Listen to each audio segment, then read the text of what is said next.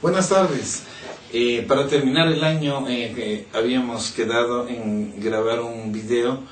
Va a ser el tan frecuente ataque, crisis, etcétera, que se llama de pánico, que muchas personas lo han tenido, lo tienen, etcétera, y que realmente pues no es una enfermedad ni existe ningún problema específico, pero que cada vez con el avance de nuestra sociedad, el consumo de sustancias energizantes, etcétera, la tensión, el estrés, el aumento de la ansiedad ya, etcétera, producen esta descompensación a nivel cerebral, que es un súbito miedo a que algo va a pasarnos, ¿no? Tiene una duración variable, es repentino, aparece de pronto, inesperado, ¿no? Pues obviamente nadie espera, pero a veces podría calcularse o lo que sea, tal vez con una crisis de ansiedad, ¿no? Pero a veces no es necesario que exista una crisis de ansiedad, sino que puede aparecer de golpe, y obviamente entonces no existe muchas veces una causa aparente. La única causa sería que llegamos a un extremo de la ansiedad, ya la ansiedad generalizada, y de allí pues ya por ciertas causas que les voy a indicar, ciertos factores, se produce la crisis del ataque de pánico. No existe una duración exacta de cuánto no se ha podido medir, ¿no? Pero un promedio es de más o menos 10 minutos, la parte intensa de esta sensación muy fea, ¿no? Feísima que se tiene, y que los pacientes pues refieren que ven una muerte inminente, etcétera, cosas que pasan. Obviamente luego va a durar unos minutos posteriores hasta que el paciente se tranquiliza. Eventualmente son muy raros los casos. En mi vida profesional quizás habré visto unos 2, no creo que tal vez más, que dure más de un día, ¿no? Que el paciente, no con crisis de pánico, sino que le dio la crisis de pánico y se queda con un estado post-pánico, digamos, sin recuperarse.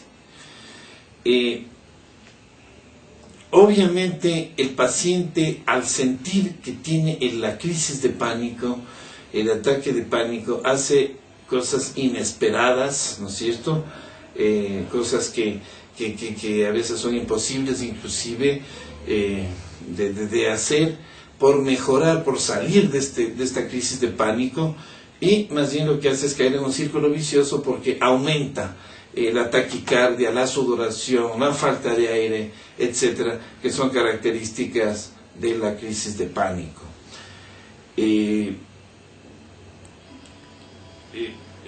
Ese miedo, ¿no?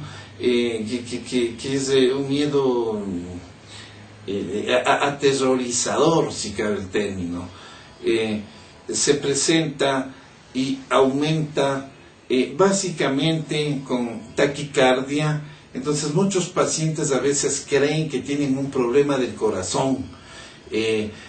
Muchas veces me ha pasado que me llaman a emergencias en el Hospital Metropolitano, en otros sitios donde trabajo, para que vea, porque ya el cardiólogo le dio de alta porque no encuentra nada.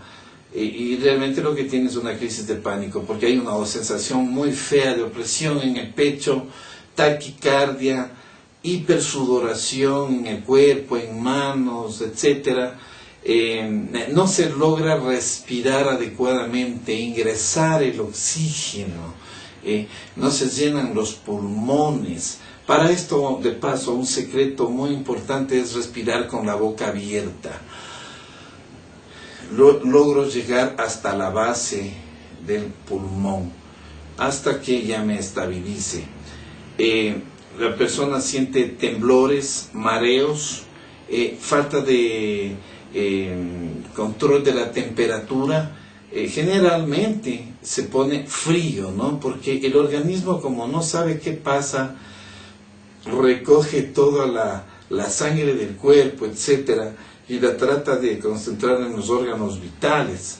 Entonces, manos, piernas, etcétera, la cara, no está tan irrigada y obviamente la persona se siente fría, pero existen, y suda, ¿no? Entonces, la persona, pues, normalmente eso es lo que nosotros llamamos la hiperhidrosis, y la persona se va descomponiendo, ¿no es cierto? Ya cuando le ha pasado esto, después de un momento o posterior, el paciente tiene la característica de que no quiere salir donde está, ¿no? Se aísla, ya veremos posteriormente lo que es la agorafobia y otro tipo de fobias que a veces presenta el paciente, porque lamentablemente, como les decía, esta es una crisis que se presenta súbita, de repente, no sabemos dónde, cómo, cuándo. A veces estoy hablando en público y entonces me da esto y yo ya tengo una fobia social, etcétera. Entonces, sin ser una enfermedad, es un trastorno, es un síntoma bastante molestoso y que amerita un tratamiento muy específico realmente, con una psicoterapia y medicación muy específica también.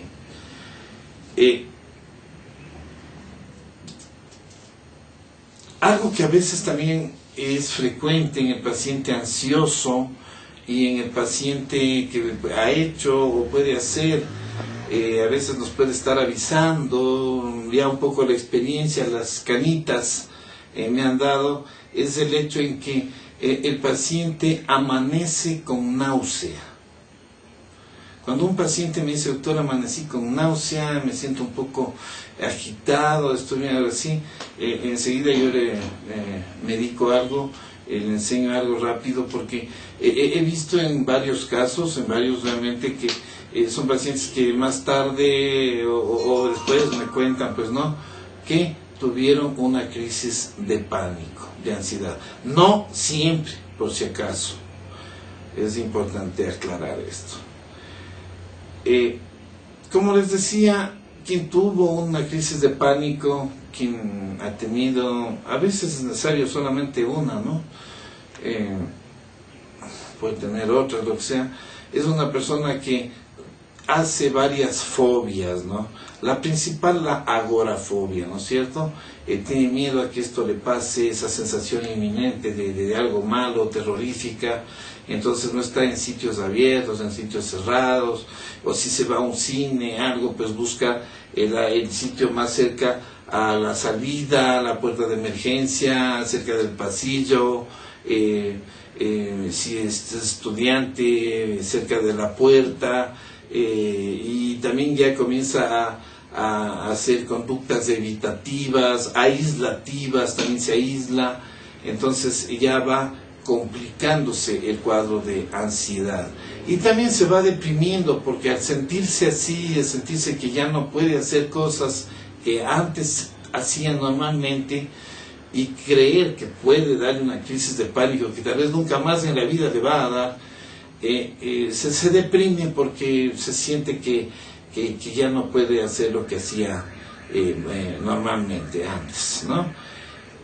Se ha demostrado también, y esto inclusive podemos ver por ciertos trastornos que vienen en el día, pacientitos, y nos cuentan que están cansados, etcétera, así, que también se presentan crisis de pánico mientras la persona duerme. A veces se despiertan, a veces no. Entonces, es un dato que vale la pena porque no es rarísimo, sí se presenta de alguna manera.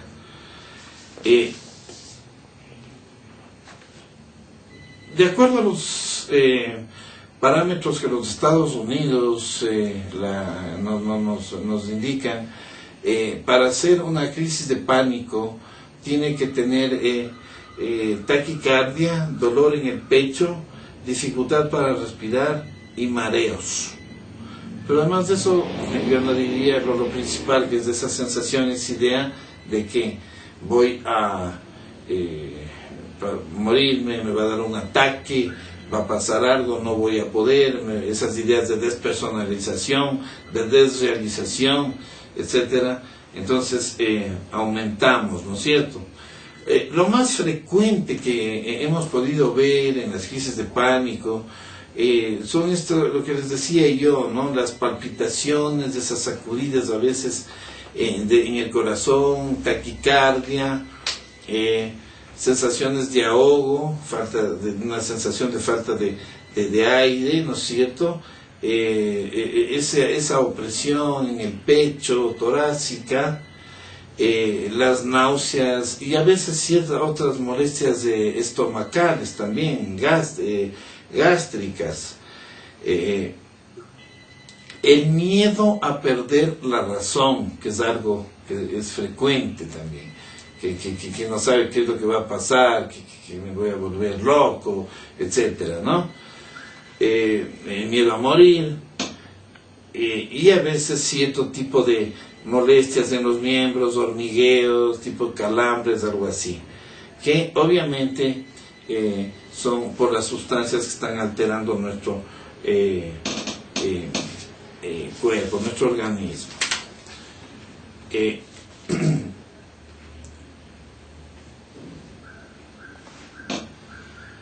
Bueno, para no cansarles, quedo en este punto y a continuación vamos a continuar, perdón, la redundancia, con la segunda parte de este video que considero, este tema que considero que es muy importante.